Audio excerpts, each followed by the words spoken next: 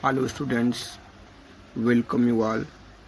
Today I will teach you next lesson number 4, price elasticity of demand and kinds of price elasticity of demand, and there are some questions.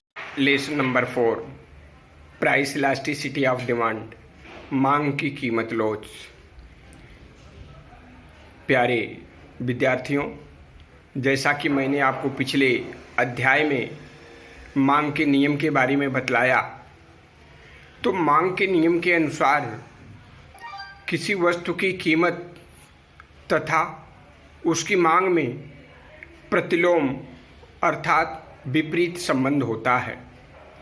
किसी वस्तु की कीमत के बढ़ने पर उस वस्तु की मांग घट जाती है तथा उस वस्तु की कीमत के घटने पर मांग बढ़ जाती है।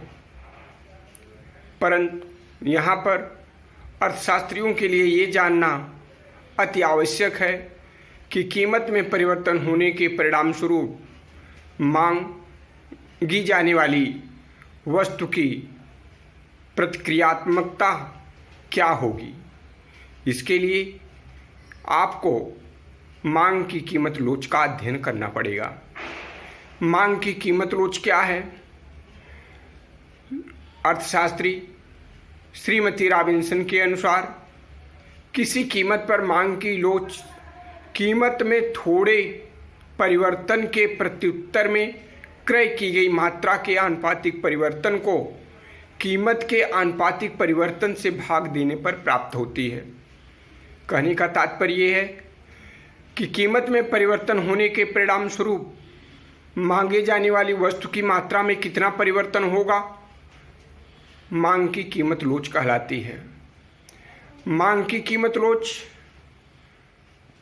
से तात्पर्य यह है कि कीमत में परिवर्तन होने पर अर्थात कीमत में वृद्धि या कमी होने पर मांगी जाने वाली मात्रा में भी परिवर्तन होता है। अतः हम कह सकते हैं कि मांग की कीमत के प्रति संवेदनशीलता को व्यक्त करता है। इसे हम एक सूत्र द्वारा व्यक्त कर सकते हैं।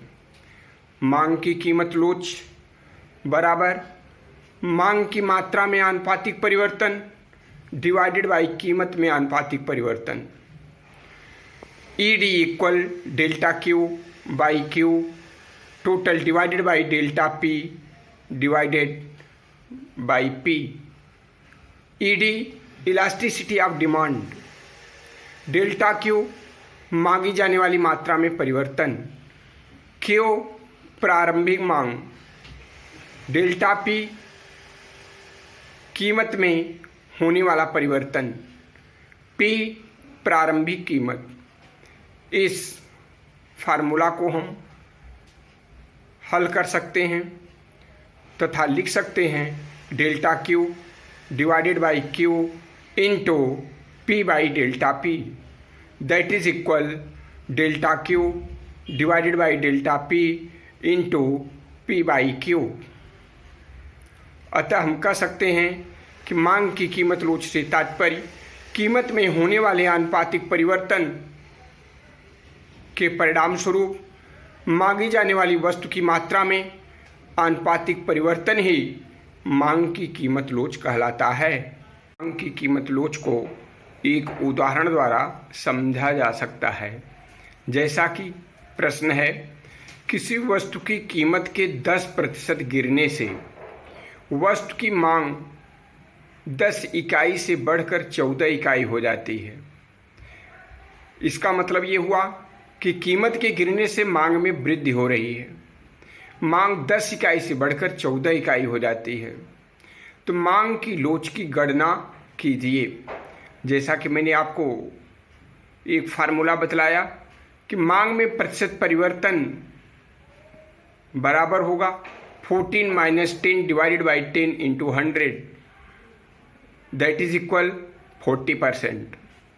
तो मांग की कीमत में 10% की गिरावट हुई है और मांग में 40% का परिवर्तन हुआ है। तो मांग की कीमत रोज ED equal elasticity of demand that is equal delta Q divided by delta P.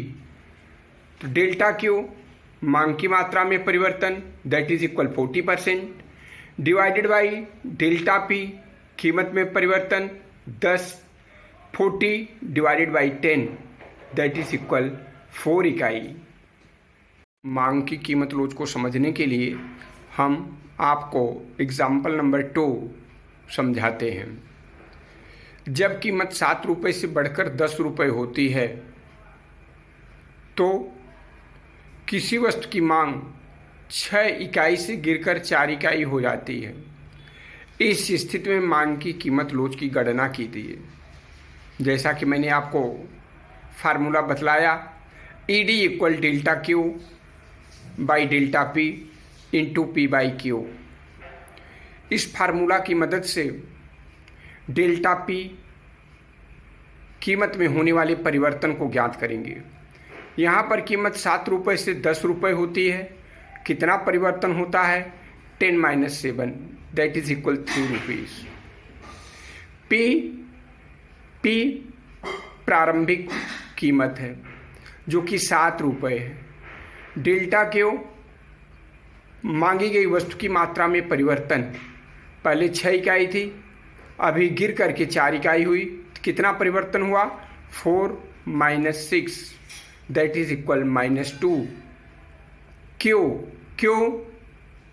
प्रारंभिक मांगी गई मात्रा है जो कि 6 इकाई है। सूत्र के अनुसार ED equal elasticity of demand equal delta Q by delta P into P by Q. तो डेल्टा क्यू बराबर -2 divided by delta P that is equal 3 -2/3 into P equal 7 divided by Q equal 6 7/6 that is equal -2 into 7 -14 divided by 3 into 6 18 -14/18 that is divided by 2 -7/9 that is equal -7/9 divided that is equal -0.77। ED equal -0.77 जो कि मांग की लोच की माप इकाई से कम होगी।